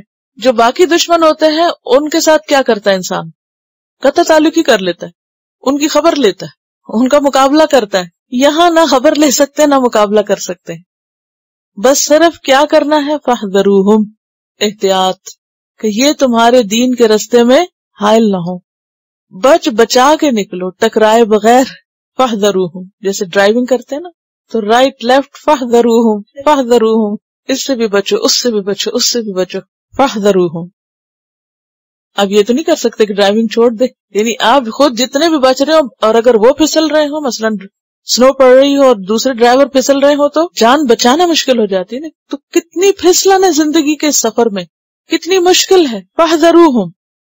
اچھا یہ احتیاط اس لیے بھی کہ جو دوسرے دشمن ہوتے ہیں نا، وہ تو نفرت کرنے والے ہوتے ہیں، وہ تو نقصان دینے والے ہوتے ہیں کھلم کھلا، لیکن یہ جو دشمن ہے یہ محبت کرنے والے ہوتے ہیں، یہ خیال رکھنے والے ہوتے ہیں. ان سے بچنا بہت ہی مشکل ہے، کیونکہ ان کی دشمنی کو انسان دشمنی سمجھتا ہی نہیں ہے. ان پہ تو رہ رہ کے پیار آتا ہے، ان کے تو رہ رہ کے ناز نخرے اٹھانے ہوتے ہیں. دل مانتا ہے دشمن سمجھنے کو؟ ذرا ٹٹولے اپنے دل مانتا نہیں کہ کیسے دشمن ہے. لیکن اللہ بتا رہا ہے کہ دشمن ہے. حل یہ نہیں کہ آپ ان کا مقابلہ کرو اور ان سے نفرت کرو اور ان کے ساتھ ان کو کہیں کاٹ پھینکو، نہیں. جو بھی مشکلات ہو ان کی طرف سے، تعفو تصفحو تغفرو، معاف کرتے چلے جاؤ. ان کی زیادتیاں، ان کی طرف سے پہنچنے والی تکلیفیں، ان کی طرف سے آنے والی رکاوٹیں، ان کا تعاون کرنا یا نہ کرنا، کچھ بھی کریں. تعفو و تصفحو و تغفرو، سویرے تعفو، دوپہر تصفحو، شام کو تغفرو. قرآن مجید میں بخشنے کے لیے، کسی کو معاف کرنے کے لیے جو الفاظ آتے ہیں وہ سارے اس ایک آیت میں جمع ہیں، سب یہاں اکٹھے کر دیے گئے. عام طور پر 2 لفظوں سے تاکید ہو جاتی، یہاں 3 کے ساتھ تاکید ہے. تعفو، عفو، اور عفو ہوتا ہے کسی سے درگزر کرنا. اور پھر فرمایا تصفحو، اور صفح ہوتا ہے کہ قصور کا احساس بھی نہ ہونے دینا. یعنی وہ جو زیادتی کریں تم پر، پھر آپ ریئیکٹ نہیں کر سکتے نیگیٹولی. مثلا وہ کہے کوئی ضرورت نہیں پڑھنے پڑھانے کی، اب آپ اکڑ کھڑے ہوں کہ نہیں میں تو کروں گی، تو کیا ہوگا؟ کچھ بھی نہیں کر سکیں گے، گڑبڑ ہو جائے گی اور وہ آپ کے دین کے دشمن ہو جائیں گے. یہ کس قسم کا دین ہے؟ اور مشکل ہو گئی نا. تو ایسی صورت میں کیا ہے؟ تصفحو میں کسی کی زیادتی، کسی کا قصور اس طرح معاف کرنا کہ اس کو احساس بھی نہ ہو کہ اس نے غلطی کی. اتنا کچھ سہنا، باز پرس بھی نہ کرنا. 3 لفظ کیوں لگا؟ ایک ہی کافی تھا. ایک کو 3 دفعہ کہہ دیا جاتا، جیسے ہم عام طور پر اپنی زبان میں اگر کوئی کسی کو کچھ کہنا تو ایک لفظ کو 3 دفعہ بول کے کہتے ہیں سٹاپ سٹاپ سٹاپ. لیکن یہاں اللہ تعالیٰ نے ایک ہی لفظ نہیں 3 دفعہ دہرایا، 3 ڈفرنٹ الگ الگ لفظ بتائیں اور الگ استعمال کیے تو الگ معنی ہیں ان کے. تو جو عفو ہے اس کا معنی ترک عقوبت ہے. ترک عقوبت کا کیا معنی ہوتا ہے؟ کسی کو سزا نہ دینا. مثلا اگر کسی نے آپ کو 1 لگائی تو آپ جواب میں 1 نہیں لگائیں گے، یہ ہے عفو. یہ کیا ہے؟ عفو. صفح کیا ہے؟ ترک ملامت. ترک ملامت یعنی کسی نے آپ کو 1 لگائی ہے تو جواب میں 1 لگانے کی بجائے یہ بھی احساس نہیں جتائیں گے کہ تم نے لگائی ہے، کہ کچھ کہا بھی ہے، یا یہ کہ ہمیں کچھ لگی بھی ہے. اتنا پی جائیں گے. وتغفروا، اور بخش دے. تغفروا کیا ہوتا ہے؟ اتنی دفعہ مغفرت کے میں نے بتایا ہے، چھپا دینا. آپ چھپا دیں، کسی اور سے بھی ذکر نہ کریں، واویلا نہ کریں. میرے گھر والے تو ایسے ہیں کہ وہ مجھے کچھ کرنے ہی نہیں دیتے، اور وہ تو دین کے دشمن ہیں، اور وہ تو ان سب چیزوں کے بہت خلاف ہیں. یعنی مغفرت کیا ہے؟ ستر الذنب والتجاوز عنہ. ان قصوروں کو ڈھانپنا بھی، آگے بھی نہیں لمبی چوڑی کہانیاں بتانی. کیونکہ ہوتا کیا، جب آپ کسی کو بار بار بتاتے میرے ساتھ یہ ہو رہا ہے، یہ ہو رہا ہے، یہ ہو رہا ہے، روز ایک ہی کہانی کرے، وہ دوسرا بھی آگے سے سن کے کیا کہے گا؟ تمہارے گھر والے تو بہت ہی برے انسان ہیں. اچھا اب کیا ہوگا؟ وہ پھر آپ کو اور برا لگے گا کہ میرے گھر والوں کو برا کیوں کہا کسی نے. تو اس میں کیا ہوتا ہے؟ مشکل ہو جاتی ہے پھر. تو ایسی صورت میں آپ تجربہ کر کے دیکھ لیں، کوئی بات بری لگی تھوڑی دیر کے لیے اس کو گوارا کر لیں اور پھر ایک طرف ہو جائیں اور پھر اس کا ذکر نہ کریں، تو اگلے دن ایسے ہوگا جیسے کچھ ہوا ہی نہیں تھا. وہ کچھ وقت تو انتہائی کڑوا گزرے گا، لیکن اگر کنٹرول کر جائیں تو اگلا دن، کیونکہ یہ جو رشتے ہوتے ہیں نا یہ اتنے پیارے ہوتے ہیں نا، کتنا کچھ بھی کر دینا تو تھوڑے دیر کے بعد پھر ہمارا دل ان کی طرف ویسے ہی ہو جاتا ہے. تو وہ جو بیچ کا وقت ہوتا ہے نا کہ جس میں انسان کے لیے بہت برداشت مشکل ہوتی، اس میں انسان پھر جو بولتا ہے یا زیادتی کرتا ہے وہ پھر بعض اوقات اپنے ہی خلاف پڑ جاتی ہے، وہ اپنے ہی رستوں کو مزید بند کر دیتی ہے. تو ایسی صورت میں اللہ سبحانہ وتعالیٰ نے جو حل بتایا ہے، اس کے سوا اور کوئی سولوشن ہے ہی کوئی نہیں. چپ کر کے سن لو اور پھر اس کے بعد جب معاملہ کرو اپنی طرف سے آسان کر دو. ہر وقت کی آزمائش ہوتی ہے. وَجَعَلْنَا بَعْدَكُمْ لِبَعْدٍ فِتْنَةً أَتَصْبِرُونَ. اور اس میں آپ دیکھیے کہ چھوٹے ہوتے سے لے کر بچے جو ہے نا بہت چھوٹے، یعنی ماں کے پیٹ میں ہوتے تو ماں سے نمازیں مشکل ہو جاتی ہیں، پھر اس کے بعد سے وہ پیدا ہوتے ہیں تو پھر ان کی چوں چوں رو رو جو ہے وہ بالکل خشوع و خضوع ختم کر دیتی ہے. پھر اس کے بعد آپ ذکر کرنے لگے ہیں، آپ کچھ کہیں بیٹھ کے کچھ سننا چاہتے ہیں، کچھ پڑھنا چاہتے ہیں، کچھ نہیں آپ کو کرنے دیتے. پھر انسان بعض اوقات کیا کرتا ہے، اٹھا کے پھینکتا ہے کہ یہ تو کچھ نہیں کرنے دیتے. اور پھر آپ کہاں پھینکیں گے، پھر تو خود ہی اٹھا لیں گے، نہیں میرے بچے. یعنی انسان ایک ایسی کشمکش میں ہوتا ہے، یہ ایک ایسی چیز ہے کہ جس سے نہ آپ چھٹکارا پا سکتے ہیں اور نہ ہی آپ ان کو چھوڑ سکتے ہیں اور نہ ہی ان کے ذریعے آپ وہ سب کچھ کر سکتے ہیں جو آپ کرنا چاہتے ہیں. اور پھر امتحان بھی ہے، لا تلہکم اموالکم ولا اولادکم عن ذکر اللہ. ان کا ہی نہیں سب کچھ حق، اللہ کا بھی ہے، اللہ کا حق نہیں بھولنا. لہذا یہ جو فاحذروہم ہے کہ ان کو ساتھ لے کے بھی چلنا ہے اور ان کی سہنی بھی ہے، اور تو امتحان پر امتحان ہے اور عورتوں کا خاص طور پر ہے، اور یہی ان کا بہت بڑا جہاد ہے. مردوں کے لیے تو وہ باہر کے دشمنوں سے مقابلے ہوتے ہیں نا، لیکن عورتوں کے لیے زیادہ بڑا میدان امتحان کا یہ ہے. یعنی کہ ہر وقت دین کا تانا جو ملتا ہے، یعنی اگر آپ قرآن نہیں پڑھ رہے تو تب ایک الگ مشکل، اور اگر آپ نے پڑھا تو اچھی باتیں جو سیکھی ان کا ذکر کوئی آپ کے سامنے کم ہی کرے گا. لیکن اگر آپ سے چھوٹی موٹی غلطی بھی ہوتی ہے تو کچھ نہ کچھ سننے کو ضرور ملے گا. اللہ تعالیٰ نے اسی لیے پیچھے نہیں یہ کہا گھر والوں کے لیے، یہیں آ کے کہا ہے 28 پارے ختم ہونے کو ہیں، شاید کچھ ہمت آ جائے. وَإِن تَعْفُوا وَتَصْفَحُوا وَتَغْفِرُوا فَإِنَّ اللَّهَ غَفُورٌ رَحِيمٌ. یہ ریوارڈ جو ہے نا، وَإِنَّ اللَّهَ غَفُورٌ رَحِيمٌ. أَلَا تُحِبُّونَ أَن يَغْفِرَ اللَّهُ لَكُمْ. کیا تم نہیں چاہتے کہ اللہ تم کو معاف کر دے، تم کو بخش دے؟ لہٰذا ان کو معاف کرتے ہی چلے جاؤ اور روز معاف کرو. انما اموالکم واولادکم فتنہ. بے شک تمہارے مال اور تمہاری اولاد فتنہ ہے، امتحان ہے، آزمائش ہے. واللہ عندہ اجر عظیم. اور اس امتحان میں کامیاب ہونے والوں کے لیے اللہ کے ہاں اجر عظیم ہے. جتنا بڑا امتحان ہوگا، جتنی بڑی آزمائش ہوگی، اتنا بڑا اجر ہوگا.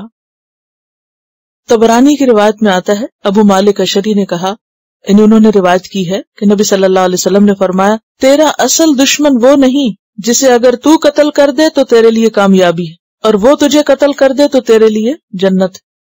تیرا اصل دشمن ہو سکتا ہے تیرا اپنا وہ بچہ ہو جو تیری صلب سے پیدا ہوا ہو. پھر تیرا سب سے بڑا دشمن تیرا وہ مال ہے جس کا تو مالک ہے. تو انما اموالکم واولادکم فتنہ. کیونکہ ان دو کے ذریعے انسان غلط کام بھی زیادہ کرتا ہے، اور ان دو کے ذریعے انسان نیکی کمانے کے بھی بہت سے مواقع پاتا ہے. اگر مال صحیح جگہ پر لگے تو صدقہ جاریہ ہے، اولاد صحیح کام لگ جائے تو انسان کی نیکیوں میں اضافے کا سبب بن جاتی ہے. سورۃ الکہف میں آتا ہے نا، المال والبنون زینۃ الحیات الدنیا والباقیات الصالحات خیر عند ربک ثوابا وخیر عملا.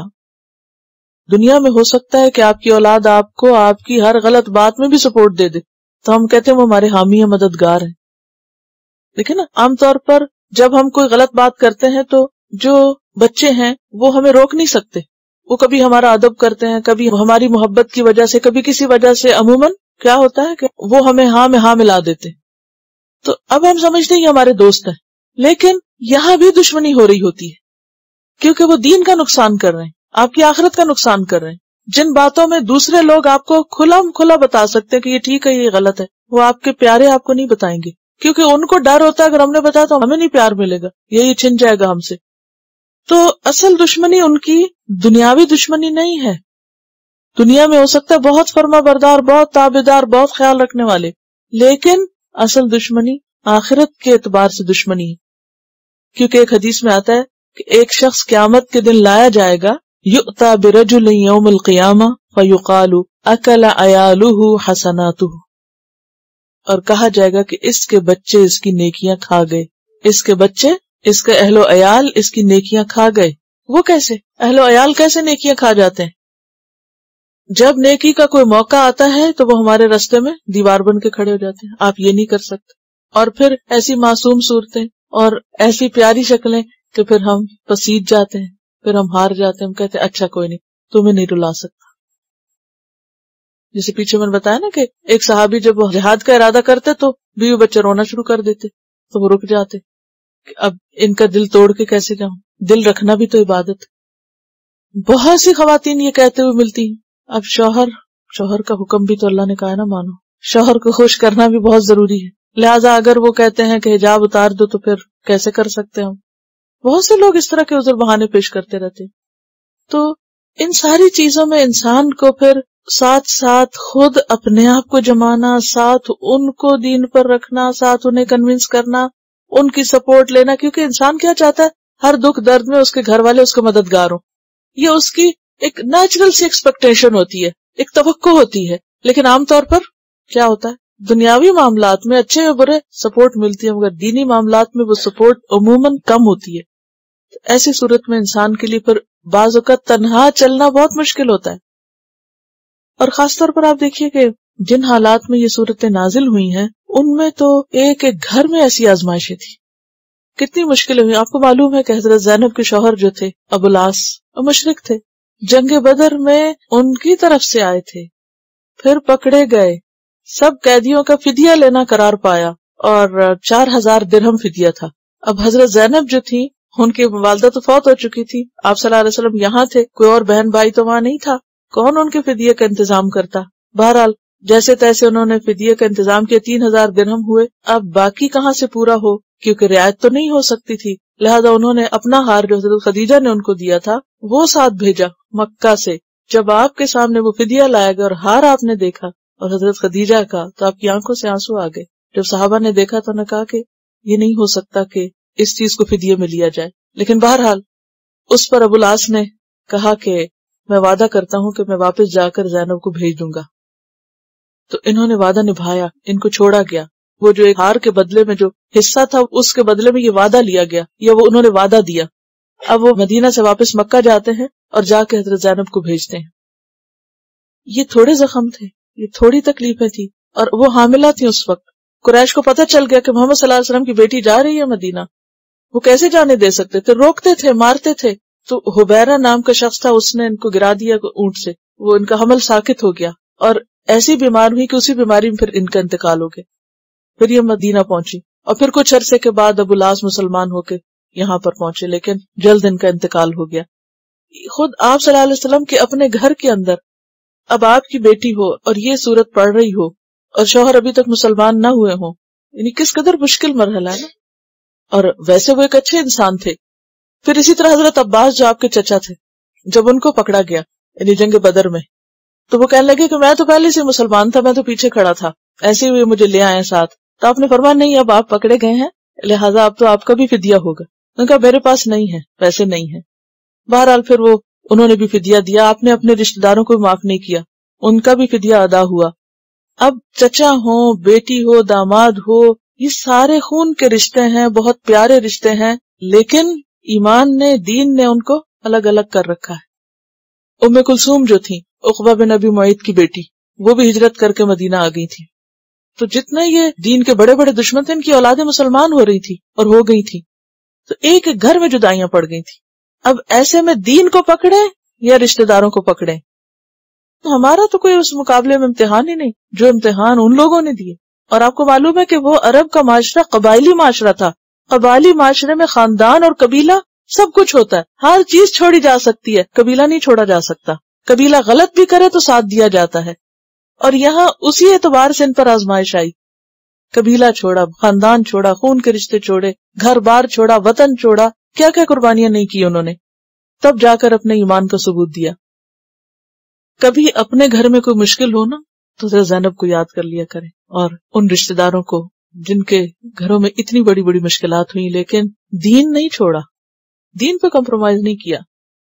تو دین کی وجہ سے بہت سارے ایسے اختلاف قریب کے رشتوں میں ہو سکتے ہیں، لیکن یہ سب امتحان ہے اور یہ سب مصیبت ہے اور اللہ کے اذن سے ہے. اللہ چاہے تو ان سب کو ہدایت دے دے. ایسے میں فرض کیا بنتا ہے؟ فاتقوا اللہ ما استطعتم، ڈرو اللہ سے جتنی بھی تم میں استطاعت ہے، جتنی تمہاری طاقت ہے. کیونکہ ہم کہتے ہیں ربنا ولا تحملنا ما لا طاقت لنا بہ. اور یہ بھی کہا جاتا ہے یا ایھا الذین آمنوا اتقوا اللہ حق تقاتہ، جتنی تمہاری ہمت ہے، جو تمہارا بس چلے، تم اللہ سے ڈرتے رہو. واسمعوا، اور سنو، واطیعوا، اور اطاعت کرو، وانفقوا خیرا لانفسکم، اور خرچ کرو، یہ تمہارے نفسوں کے لیے زیادہ بہتر ہے. تو اس سے کیا پتہ چلتا ہے کہ انفاق فی سبیل اللہ جو ہے، اللہ کی راہ میں خرچ کرنا، یہ کیا ہے؟ ہر تکلیف اور دکھ کے لیے ایک مرہم. صدقہ خیرات سے بلائیں بھی ٹلتی ہیں اور انسان کے گناہ بھی معاف ہوتے ہیں اور انسان کے راستے بھی آسان ہوتے ہیں. یعنی صدقہ جو ہے وہ بلاؤں کو ٹالتا ہے. ورنہ آپ دیکھیں نا کہ تقوی کے بعد سنو اطاعت کرو اور انفقو کی بات، یعنی اس موقع پر انفقو کیوں؟ انفاق فی سبیل اللہ جو ہے انسان کی ہرس اور شح اور دل کی تنگی کو دور کرتا ہے. اور جب انسان کا دل وسیع ہو جاتا ہے، اور خاص طور پر آپ نے بعض اوقات یہ بھی دیکھا ہوگا کہ مثلاً آپ کے شوہر آپ کے ساتھ ہیں، آپ کے بچے آپ کے ساتھ ہیں، لیکن ہو سکتا ہے ساس کو بہت اعتراض ہو سکتا ہے کسی ایکسٹینڈڈ فیملی میں کوئی آپ کے بہت خلاف باتیں کرنا شروع کر دے کہ دیکھو جی یہ دین ہونے لگ گیا اور یہ تو اب ان کا تو دماغ چل گیا اور اب یہ نہیں کرتے یہ وہ نہیں کرتے. ایسی صورت میں انسان کیا کہتے اچھا وہ ہمارے خلاف یہ بات کرتے ہیں اب ہم ان کے ساتھ نہیں ملیں گے. نہیں، بلکہ کیا کرو الٹا بھیجو انہیں کچھ اور، انفقو، خرچ کرو، دو ان کو. کیونکہ اگر آپ اپنے دین پہ کمپرومائز نہیں کر سکتے تو دنیا قربان کریں. جس کے بارے میں سنے کہ آپ کے خلاف باتیں بنا رہے یا آپ کو برا بھلا کرے اس کے ساتھ اور احسان کریں، مختلف طریقوں سے دل جیتے، تو اس کا فائدہ کیا ہوگا کہ اپنا دین پہ قائم رہنا آسان ہو جائے گا. پھر اس میں آپ دیکھیں کہ یہاں مال اور اولاد کا ذکر تو ہے لیکن کچھ اور لوگوں کا ذکر نہیں ہے جن میں دوست وغیرہ آتے ہیں. کیونکہ جہاں مال اور اولاد فتنہ ہے بعض اوقات دوست بھی فتنہ ہوتے ہیں. سورۃ فصلت میں آتا ہے وَقَيَّزْنَا لَهُمْ قُرَنَاءَ، ہم نے ان کے ایسے کچھ قرین یا دوست مقرر کیے ہیں فَزَيَّنُوا لَهُمْ مَا بَيْنَ أَيْدِيهِمْ وَمَا خَلْفَهُمْ، تو انہوں نے کیا کیا ہے ان کے اعمال ان کے لیے خوبصورت بنا دیے. تو انسان کے لیے ضروری ہے کہ ان ساری آزمائشوں میں سنبھل کے چلتا چلا جائے. اور مال کا جہاں تک فتنہ ہے تو اس کے بارے میں حدیث میں آتا ہے ان لکل امت فتنہ، ہر امت کا ایک فتنہ اور میری امت کا فتنہ مال ہے. تو اس لیے خاص طور پر یہاں انفقو کی بات ہے. اور پھر یہ بھی ہوتا ہے کہ بعض اوقات بیوی بچے اللہ کے راستے میں خرچ کرنے سے روک دیتے ہیں. تو اس صورت میں کیا ہے کہ انسان صرف ان کے ناز نخرے نہ اٹھاتا رہے، صرف انہی کی ضروریات پلٹ کے پوری نہ کرے بلکہ اللہ کے راستے میں بھی دے. وَأَنفِقُوا خَيْرًا لِأَنفُسِكُمْ. اور اس میں آپ دیکھیے کہ وَاسْمَعُوا کی بات کیوں کی گئی؟ کیا سنو؟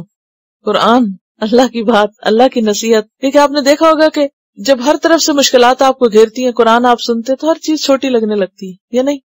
بڑے بڑے ایشوز کیا لگنے لگتے ہیں؟ معمولی. وَاسْمَعُوا وَأَطِيعُوا وَأَنفِقُوا خَيْرًا لِأَنفُسِكُمْ وَمَن يُوقَ شُحَّ نَفْسِهِ، جو دل کی تنگی سے بچا لیا گیا، شح سے بچا لیا گیا، بخل بما ہرس بچا لیا گیا، فَأُولَئِكَ هُمُ الْمُفْلِحُونَ، تو یہی لوگ دراصل فلاح پانے والے ہیں، کامیاب ہونے والے ہیں. اور یہ حقیقت ہے کہ وَأُحْضِرَتِ الْأَنفُسُ الشُّحَّ، انسانوں کے ساتھ اور خصوصاً قریبی لوگوں کے ساتھ معاملہ کرتے ہوئے بعض اوقات دل کی تنگی کا شکار بھی ہو جاتا ہے. آپ نے دیکھو گا نا اور کچھ نہیں تو بچے ایک جگہ بیٹھ کے ذرا سا کسی کو کچھ لگ جائے تو وہ اس کو لڑنا شروع کر دیتے ہیں. بعض اوقات دیکھو چھوٹے بچوں کا جھگڑا کس بات پہ ہوتا ہے؟ کوئی بڑی بات نہیں ہوتی، دل کی تنگی ہوتی ہے صرف. ہاں، ٹچ کر جائے تو اس پہ رونا شروع کر دیتے ہیں، کوئی چیز لے لے تو اس پہ رونا شروع کر دیتے ہیں. تو بعض اوقات بڑے بھی بچے بن جاتے ہیں چھوٹی چھوٹی باتوں میں. یہ لائٹ کیوں جلائی ہے، یہ آف کیوں کی ہے، یہ دروازہ کیوں کھولا ہے، یہ کیوں اٹھایا ہے، وہ کیوں رکھا ہے، یہ میرے پڑھنے کا ٹائم ہے اور میرا ٹیسٹ ہے اور اسائنمنٹ بھی ڈیو ہے اور آپ لوگ مجھے کچھ کرنے ہی نہیں دے رہے، آپ کو پتہ ہی نہیں کہ میں پڑھ رہی ہوں. یہ ساری چیزیں جو ہیں اس سے ماحول اور خراب ہوتا ہے. وَمَن يُوقَ شُحَّ نَفْسِهِ فَأُولَئِكَ هُمُ الْمُفْلِحُونَ. اس میں ہم نے دیکھا ہوگا کہ عام طور پر اگر کوئی باہر کا شخص ہمیں کوئی کہے نا یہ چیز دے دو تو ہم کہتے ضرور پلیز لے لو. اگر ہمارا کوئی بچے ہے، شوہر یا کوئی اور مانگ لے اس وقت ہمارا ری ایکشن کیا ہوتا ہے؟ تو یہ جو شوہ ہے نا یہ اپنوں کے ساتھ اور بھی زیادہ بڑھ جاتی ہے پھر، کیونکہ ہم ان سے لینے کی بس توقع رکھے ہوتے ہیں نا کہ یہ کریں کچھ، یہ کیوں نہیں کرتے، یہی دیں ہمیں، ہم کیوں دیں. وَمَن يُوقَ شُحَّ نَفْسِهِ فَأُولَئِكَ هُمُ الْمُفْلِحُونَ. شح نہ نکلے، معاف کیسے کر سکتا ہے انسان، اگنور کیسے کر سکتا، درگزر کہاں سے کر سکتا ہے. ان تقرض اللہ قرضا حسنا، اگر تم قرض دو گے اللہ کو قرض حسنا، اچھا قرض، پسندیدہ قرض، خوبصورت قرض، جس میں نیت بھی اچھی ہو، جس میں دے کر احسان نہ ہو، اذیت نہ ہو. ان تقرض اللہ قرضا حسنا یضاعفہ لکم، تو اللہ اس کو تمہارے لیے اور بڑھا دے گا، یعنی اس کا اجر کئی گنا زیادہ دے گا. ویغفر لکم، اور تمہیں بخش دے گا. واللہ شکور حلیم، اور اللہ قدردان ہے، حلم والا ہے، بردبار ہے. اس میں ایک بہت ہی گہری بات کی گئی ہے کنکلوژن کے طور پر قرض حسنہ وہ مال ہوتا ہے جو خالصتاً اللہ کی خاطر دیا جاتا ہے، اللہ کے دین کی خاطر دیا جاتا ہے، اللہ کے راستے میں دیا جاتا ہے، جو کسی ذاتی غرض سے نہیں بلکہ سراسر اللہ کی رضا کے لیے۔ تو اس میں بات یہ ہے کہ جب تک ہم خاندانی زندگی کی اصلاح اور ان کی تعلیم و تربیت اور ان کی روحانی ترقی کے لیے آگے نہیں بڑھیں گے اجتماعی طور پر، تو بات نہیں بنے گی۔ یعنی ہر ایک انڈیویجولی اپنے گھر میں بھی کوشش کرتا ہے کہ گھر والوں کو دین کی طرف لائے، ان کو خدا خوفی کا حکم دے، لیکن اس کے ساتھ ساتھ ایز اے فیملی دین کی طرف آگے بڑھنا اور دین کے کاز کو آگے بڑھانا، جیسا کہ ان ساری صورتوں کا مرکزی مضمون کیا ہے؟ دین سے وابستگی اور دین کی خدمت اور دین کی مدد۔ تو دین کی مدد اسی صورت میں ہو سکتی ہے جب انسان گھر والوں کی سپورٹ رکھتا ہو۔ اگر گھر سے آپ کو سپورٹ نہیں اور روز آپ ڈسکریج ہوں تو نقصان کیا ہوگا؟ نقصان یہ ہوگا کہ آپ کے لیے خود بھی اس پہ قائم رہنا مشکل ہے۔ اب یہ ہے کہ گھر والوں کو دین کی طرف لانے کے لیے پھر ایسے پروگرام، ایسے انتظامات ہونے چاہیے، ایسی جگہ ہونی چاہیے۔ بنیادی طور پر تو مسلمانوں کے لیے مرکز جو ہے وہ مسجد ہے، کہ اس میں نمازیں ہیں، جمعہ ہے، تعلیم ہے، تدریس ہے۔ مسجد نبی کی مثال آپ اپنے سامنے رکھیے، تو ایک جگہ مسلمانوں کا اکٹھ اور مسلمانوں کا اجتماع اور مسلمانوں کو مل جل کر اپنے دین کی حفاظت کے لیے اسٹرگل کرنا جان اور مال سے بے حد ضروری ہے۔ تو اس کاز کے لیے اگر مال خرچ نہیں کریں گے تو پھر مشکل ہوگا۔ تو ان تقرضوا اللہ قرضا حسنا یضاعفہ لکم ویغفر لکم۔ اب یہاں اس لیے بھی اس کو خاص طور پر الگ طور پر آپ کو سمجھنا ہوگا، کیونکہ صرف اگر خرچ کرنے کی بات ہوتی تو وہ تو پیچھے آ چکا ہے نا، پچھلی آیت میں آگے انفقو، خرچ کرو، لیکن اس انفقو اور تقرضوا میں فرق ہے۔ وہاں انفقو عمومی خرچ کرنا ہے، اپنوں پہ، پراؤں پہ، ہر چیز پہ، لیکن یہاں تقرض اللہ ہے مختلف خرچ کرنا۔ جب آتا نا مما رزقناہم ينفقون، اس میں سے جو ہم نے ان کو رزق دیا وہ خرچ کرتے ہیں، تو اس میں تو اپنی ذات پہ خرچ کرنا بھی آ جاتا ہے، اپنی ذاتی ضروریات پوری کرنا اور اپنے گھر والوں کی پوری کرنا اور اپنے والدین کی کرنا اور اولاد کی کرنا اور رشتہ داروں کی کرنا، غریبوں کی، مسکینوں کی، یتیموں کی، سب کی کرنا۔ لیکن انفاق کے علاوہ جب قرض حسنہ کی بات ہوتی ہے تو اس کے مستحق کون ہوتے ہیں؟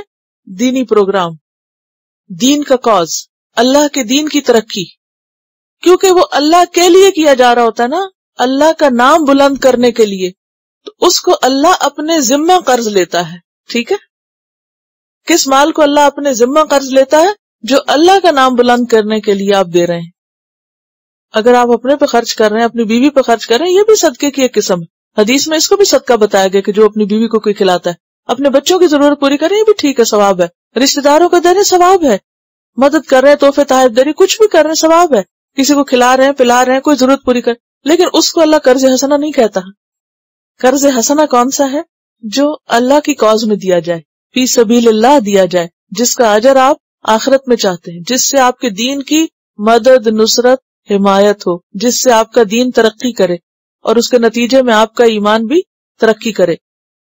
تو نتیجہ کیا ہے؟ اس کا اجر آپ کو اللہ دے گا اور وہ تمہارے گناہ معاف کر دے گا۔ اور اللہ قدردان ہے، قدردان۔ اور اس کے بارے میں آپ احادیث پڑھ چکے ہیں کہ ایک کھجور پہاڑ برابر ہو جاتی ہے۔ اللہ تعالیٰ اس کو اپنے دائیں ہاتھ سے لیتا ہے اور اس کو اس طرح پالتا ہے جیسے تم میں سے کوئی اپنے گھوڑے کے بچے کو پالے، اور پھر اس کو اس کے لیے بڑھاتا چلا جاتا ہے۔ یہ ہے قدردانی، ضائع نہیں کرتا۔ اور حلیم، بردبار ہے۔ اصل میں حلیم کا لفظ حلم سے ہے، اور حلیم ایک مستقل صفت ہے۔ حلیم کون سی صفت ہے؟ مستقل صفت، جو ہر وقت حلیم کے اندر رہتی ہے۔ حلیم ایسی صفت ہے جو ہر وقت حلیم کے اندر رہتی ہے، یعنی جب کوئی ناگوار بات سنے تو اس کی طبیعت میں بہت بڑا اتار چڑھاؤ نہ آئے، اور جب کوئی صدمہ پیش آئے، کوئی بے عزتی کر دے، کوئی بری بات کہہ دے، یا کوئی بہت خوش کن بات سنے، تو بھی اس کے مزاج اور موڈ میں کوئی ڈراسٹک چینج نہ آئے، وہ نارمل، بیلنسڈ، دکھ کی خبر سن کے چیخنا چلانا نہ کرے بلکہ الحمدللہ کہہ سکے، خوشی کی خبر سن کے الحمدللہ کہنا جانے، اس کو کہتے ہیں حلیم۔ حلیم۔ کچھ صفات ایسی ہوتی ہے نا جو کام کے وقت چاہیے ہوتی ہیں، ہر وقت نہیں چاہیے ہوتی، لیکن حلم ایسی صفت ہے جو آپ کو ہر وقت چاہیے ہوتی ہے۔